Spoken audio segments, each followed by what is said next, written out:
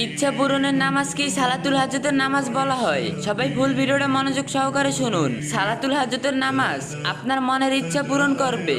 আপনার মনে এমন কোনো ইচ্ছা আছে যেটা কারো কাছে বলতে পারেন না, এমন কোনো কষ্ট আছে যা কাউকে বুঝাতে পারেন না, এমন কোনো চাওয়া যা শুধু আল্লাহই পূরণ করতে পারেন, তাহলে আজই সালাতুল হাজতের নামাজ পড়ুন। কারণ বান্দা যখন একান্তভাবে আল্লাহর দরজায় দাঁড়ায় তখন তার দোয়া কখনোই বিফলে যায় না। হয়তো আপনি যা চান আল্লাহ তাই দিবেন, অথবা তার চেয়ে উত্তম কিছু আপনার জন্য রেখে দিবেন, কিন্তু খালি হাতে আপনাকে কখনোই ফিরাবেন না। সালাতুল হাজত নামাজের নিয়ম: প্রথমে উত্তম ভাবে অজু করতে হবে, উদ্দেশ্য মনে মনে।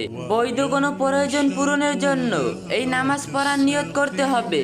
রাকাত সংখ্যা: সাধারণত 2 রাকাত নফল নামাজ পড়তে হয়, তবে ইচ্ছা করলে 4 রাকাত বা তার চেয়েও বেশি রাকাত পড়া যায়। নামাজের পদ্ধতি: প্রথম রাকাত আল্লাহু আকবার বলে নামাজ শুরু করে সূরা ফাতিহার পর অন্য কোনো সূরা পড়তে হবে। এরপর রুকু সেজদা ও অন্যান্য নিয়ম মেনে প্রথম রাকাত শেষ করতে হবে। দ্বিতীয় রাকাত এভাবেই সূরা ফাতিহার পর একটি সূরা পড়ে রুকু সেজদা ও তাশাহুদ পড়ে সালাম ফিরিয়ে নামাজ শেষ করতে হবে।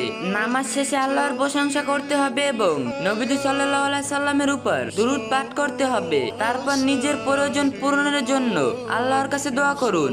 সালাতুল হাজত হলো একটি নফল নামাজ যা কোনো বৈধ প্রয়োজন পূরণের জন্য আল্লাহর কাছে প্রার্থনা করে পড়া হয়। এই নামাজ আদায়ের নির্দিষ্ট নিয়ম নেই, তবে সাধারণ 2 রাকাত নফল নামাজের মতো পড়া হয়। এতে উত্তম ভাবে অজু করে কেবলামুখী হয়ে স্বাভাবিক নফল নামাজের মতোই নিয়ম মেনে নামাজ আদায় করতে হয়। এই নামাজ আদায়ের মধ্যে আল্লাহর উপর বিশ্বাস দৃঢ় হয় এবং এতে অনেক ফজিলত রয়েছে। ভিডিওটা শেয়ার করে অন্য ভাই বোনদেরকেও জানার সুযোগ করে দিবেন।